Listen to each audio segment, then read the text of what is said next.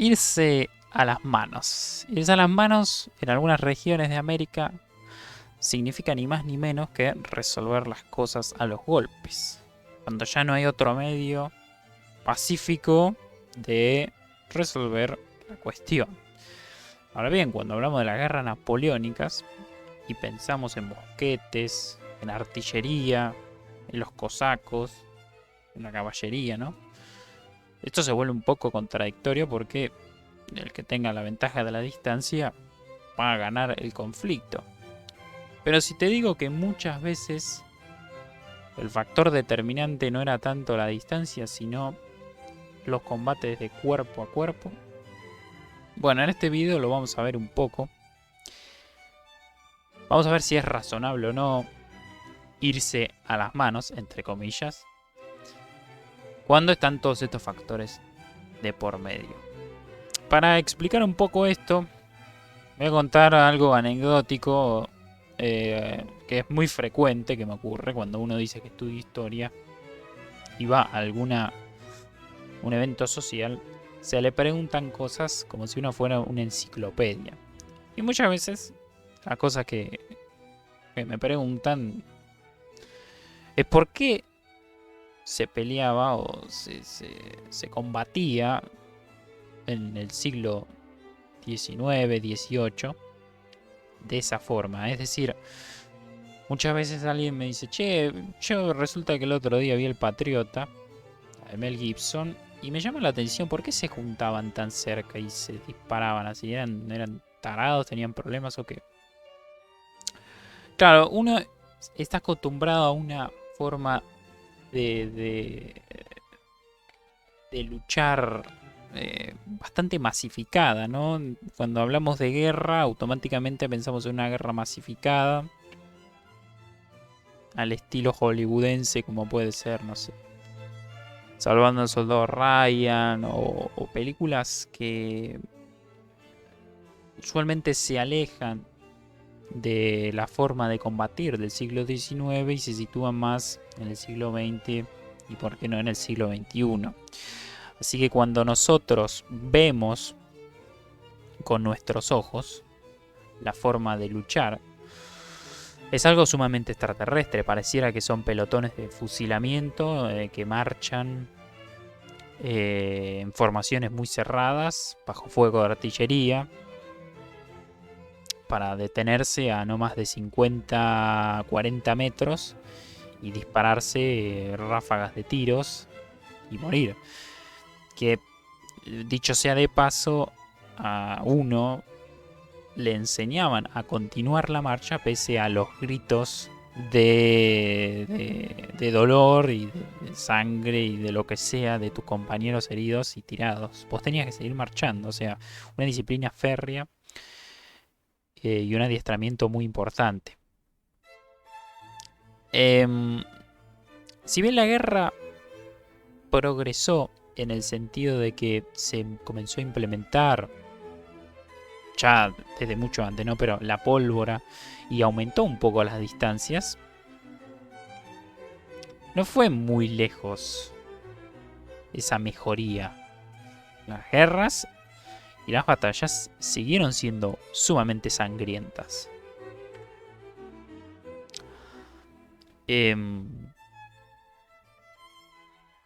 Principalmente para entender un poco este tipo de cuestiones es dejar a un lado nuestras visiones modernas y dejarnos llevar por la época.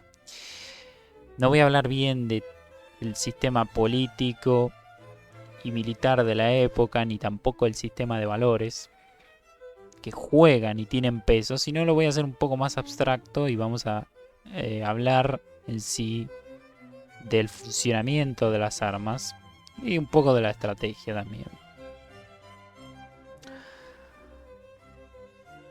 Como vemos en la imagen, todos llevan, estamos hablando este es el ejército imperial francés, la guardia imperial, es decir, la élite de Napoleón. Nos damos cuenta por los gorros que tienen, que son de piel de oso, y que honoren al muchacho, al señor de la izquierda que tiene un hacha, porque es de la división de zapadores, cuyo trabajo era el más peligroso de todos porque, así como lo ven, tenía que marchar, ser el primero en adelantarse y barrer todo tipo de obstáculos.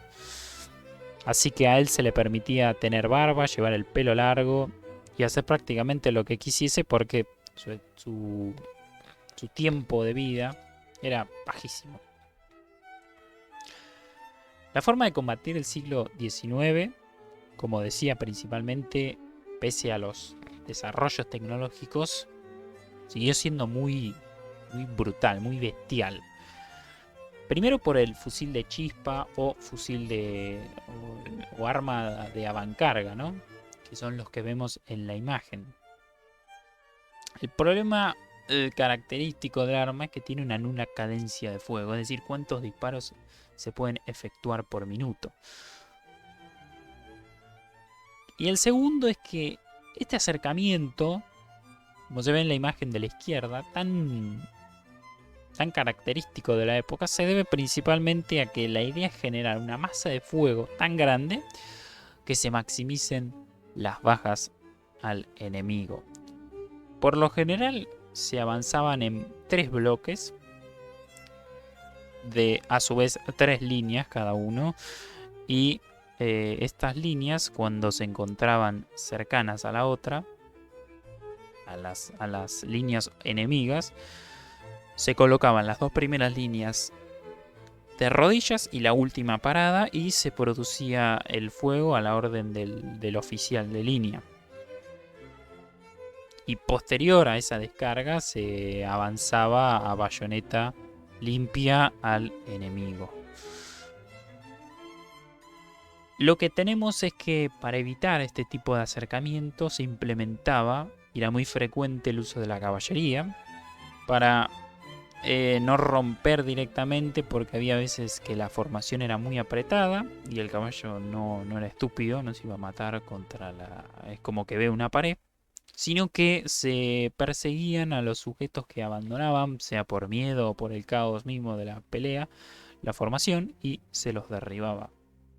Ahora bien, una vez hecho el cerco casi completo al bloque de infantería, se posicionaba rápidamente la artillería y se producían varias descargas hasta que pasaban 2 cosas. Una era el aniquilamiento absoluto del enemigo o la rendición.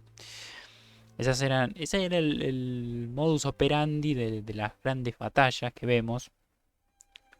Por supuesto, esto que lo digo tan fácil no era tan fácil porque podían pasar 1.000.000 de cosas en el medio que imposibilitaban la implementación de esta estrategia.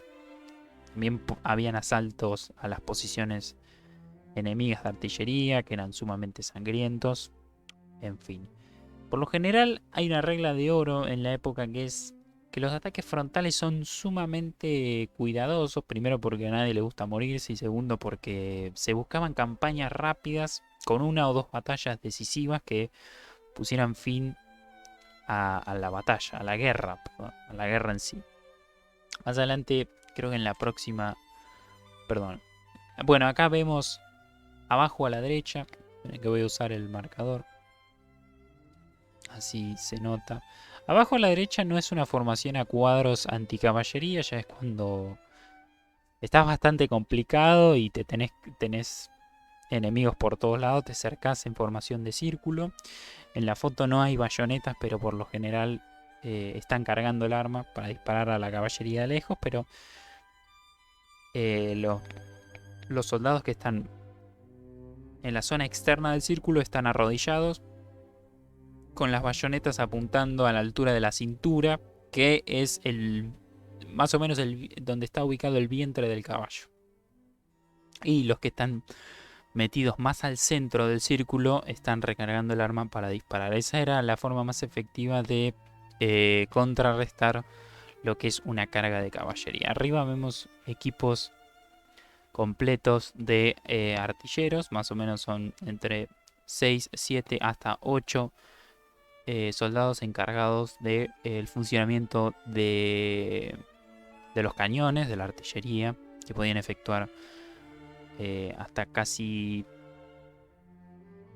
un disparo y medio, a casi 2 disparos por minuto, así que dense una idea la velocidad, ¿no? Y por último vemos, como bien mencioné, el factor clave, que era el gran vencedor de estas batallas, la caballería. Estos son coraceros franceses, se llaman así por la armadura que llevan, y eran las unidades de choque, las que definían la batalla en muchísimas ocasiones. Bueno, acá cito una frase que explica muy bien cómo eran las campañas y por qué el tema de los ataques frontales sumamente cuidadosos y bien medidos. Es Defoe, es un general prusiano que básicamente escribió: los ejércitos de 50.000 o 60.000 hombres solían pasar la campaña entera esquivándose mutuamente. El arte de la guerra, se dirá con sorna, consistía menos en saber cómo defender un fuerte que en encontrar la ocasión para rendirse con honor. Bueno, quiero aclarar que lo del fuerte tiene que ver con el modo de hacer la guerra medieval, que poca gente lo sabe, pero las batallas eran aún menos frecuentes y mucho más frecuentes eran los sitios a los castillos, a las posiciones guarecidas, bien defendidas. Que nada, con el paso del tiempo y el desarrollo tecnológico hizo que defender un fuerte contra cañones de gran calibre era una tarea imposible, así que las guerras se definían en un combate abierto. Así que bien, vamos entonces, volviendo un poco al punto original de la cuestión de por qué entonces sigue siendo más eficiente combatir cuerpo a cuerpo. Vamos a ver por qué el melee seguía siendo efectivo. Para esto vamos a ver un poco el sistema del arma, el cartucho arma puntualmente, y también vamos a ver un poco y conocer más sobre el mecanismo de disparo. Quien vea las dos imágenes, algo ya puede irse haciendo una idea de lo que voy a hablar a continuación. Pero primero vamos a hacer un poco de un repaso sobre el mecanismo de disparo de esta época, más o menos alrededor del 1774-75. El doctor Bayen, que es el médico del ejército de Luis XV, va a descubrir las propiedades detonantes del fulminato de mercurio, que tiempo después va a ser implementado en la ignición de la pólvora negra en armas de fuego. ¿Cómo se implementa? Bueno, se va a empezar a utilizar cartuchos, que son pequeñas cápsulas de bronce con paredes delgadas que contienen una pequeña cantidad de fulminato de mercurio, la cual se coloca en el fogón. Esperen que paso. Acá se ve perfectamente lo que estoy describiendo. Se coloca en el fogón, que es esta parte del mosquete. Allí primero se levanta el martillo que va a detonar la mezcla, explotando la pólvora y produciendo el disparo. Primero, antes de terminar de colocar todo en el fogón, se pone el arma en posición vertical, se vierte el resto de la pólvora y ahí se carga el disparo, se carga la munición. Y todo esto se empuja con la baqueta, que es esta varilla de hierro que tiene el soldado del Renacimiento. Aquí también se ve. Por eso hay veces que me dicen, che, ¿por qué no se tiraban al piso? ¿No era más fácil apuntar y mucho más fácil evitar que te vuele en la cabeza de un disparo? Sí, pero el problema es que solo tenías un tiro y era imposible casi recargar el arma. También quiero aclarar que acá no había ningún seguro y al poner el arma en posición vertical tranquilamente te podías volar un dedo, con muy mala suerte la mano y con terrible mala suerte la cabeza o la tapa de los sesos. Así que era algo duro recargar el arma. También cabe decir que algunos soldados podían efectuar entre 1 a 3 disparos por minuto, dependiendo de la habilidad y de la destreza del soldado. Así que nada, para tener un poco en cuenta, también volviendo a la imagen anterior, no se ve nada. O sea, muchas veces entre el tiempo que hay entre uno que aprieta el gatillo y que se efectúa el disparo, hay medio segundo, en el que ese medio segundo tranquilamente podía determinar si vos le dabas a tu objetivo o no, sumado a que muchas veces tenías que apartar la vista del arma porque te llenabas de humo y también podías saltar los resquebejos del arma y lastimarte. La verdad que era una tarea sumamente complicada el disparar con un mosquete, con un arma de avancarga, ¿no? Así que también es importante hablar un poco del equipamiento. Esta imagen me encanta porque es una representación del equipamiento y de los uniformes de la infantería de Napoleón alrededor del 1800 al 1812, perdón. Acá lo importante resaltar es qué llevaban para combatir. Bueno, como se ve, la mayoría, que son de distintos, son todos líneas de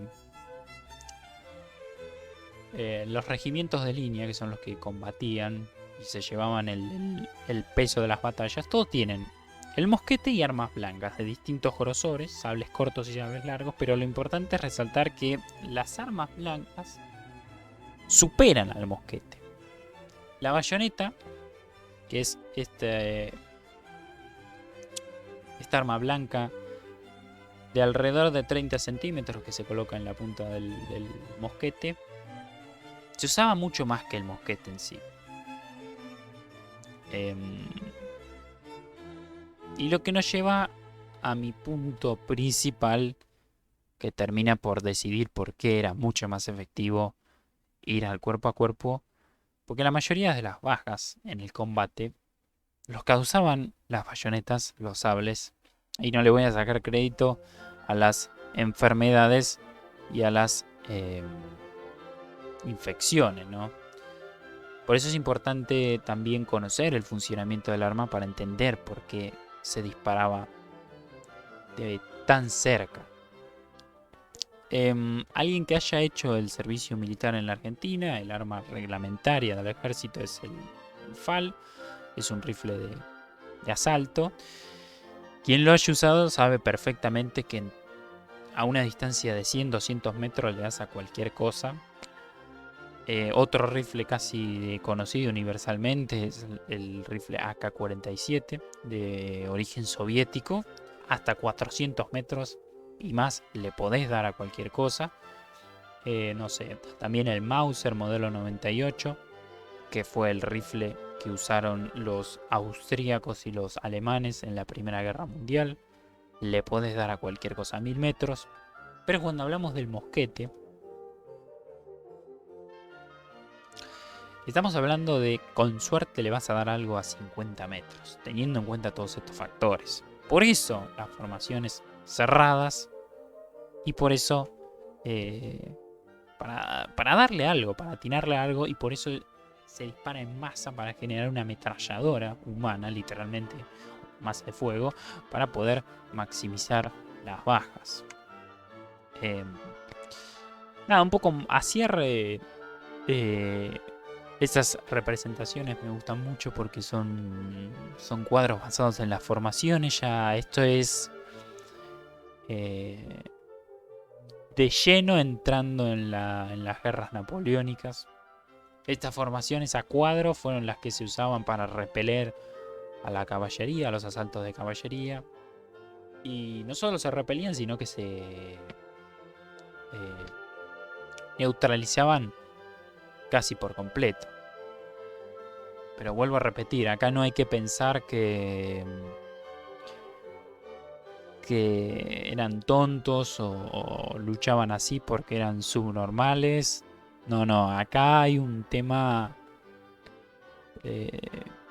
principalmente tecnológico y dificultad del arma, ¿no? Así que eso. Bueno, espero que les haya gustado conocer un poco más. Voy a dejar en la descripción un video de una película que me encanta. Es la batalla de Poltava, que va a ser la lucha entre Luis III y el zar ruso Pedro I o Pedro II, alrededor del 1700, que va a ser de las últimas batallas de la Guerra del Norte que toqué en el video de los alces. Y ahí ya el imperio sueco se retrotrae. Es en el 1700, sí, no es durante las guerras napoleónicas, pero se ve perfectamente, es muy realista la película. Utilizan a varios profesionales, a varios historiadores para representarla, así que está muy buena para quienes les guste la veracidad histórica. Sin más, muchísimas gracias por acompañarme. Les deseo una buena semana. Y nada, si se pueden suscribir, dar like, preguntar abajo lo que ustedes quieran. Si alguno quiere algún video en particular que yo hable, no hay ningún problema, lo puede subir. Así que nada, un abrazo y que sigan muy bien. Nos vemos en la próxima.